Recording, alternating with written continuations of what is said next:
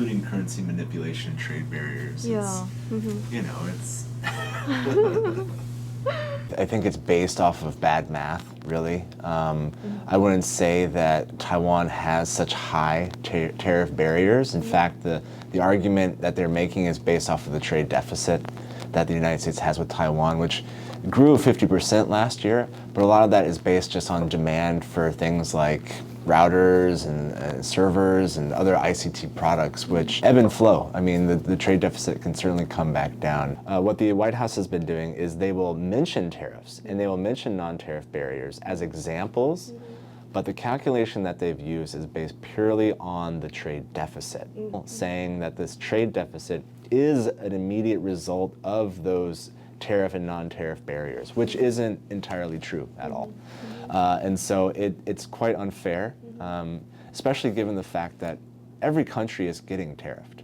The trade deficit countries and the trade surplus countries are all getting tariffed. I would say it decreases the return on investment that they're planning on making. And so that's not just for TSMC, that's for all Taiwanese investment, foreign investment, and there's going to be, I think, reasonably an increase in costs for a lot of different industries. The Trump administration's position is that foreign investors should come into the United States in order to avoid the tariff, because, as they say, if you invest in the United States, then you don't have to pay the tariff. But that's not entirely true because, again, the United States does not make everything. We do not have everything. Certain things we do not have. Like the ICT industry, we don't have a lot of production of critical minerals, materials that go into the semiconductor production process, which we'll have to continue to import. There's a lot of hope that this administration will negotiate, is willing to negotiate. I don't think that's true at all. If we look at countries that have lowered their tariffs, or actually countries that the United States has goods surpluses with, everyone got a 10%, no matter what. I think maybe the Taiwanese government or other governments with an over 10% tariff rate are hoping that maybe they can negotiate down to 10%. I don't think that's true. I don't think that's necessarily going to happen, especially not within a week. Maybe that's something that happens 6 months from now, a year from now, when the real costs of these tariffs are starting to be seen in the U.S. economy, not just the stock market.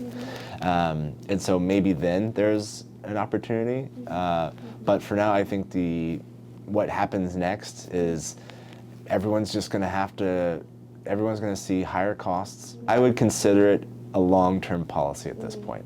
I would not think that the Trump administration will back off of these tariffs in the short term. It does use tariffs as a negotiating tool, but I do not believe that the announcement yesterday was a negotiating tactic. I don't think there is going to be much room for negotiations with this administration. No one wins in a trade war.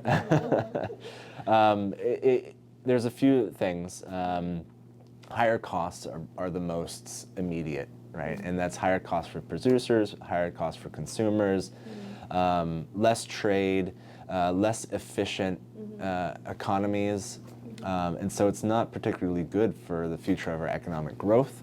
There's a reason that it got an exemption, I think, out of this recent announcement. Is because they plan on doing something separately on that. So they're probably going to do a national security investigation and likely impose a 25% tariff rate.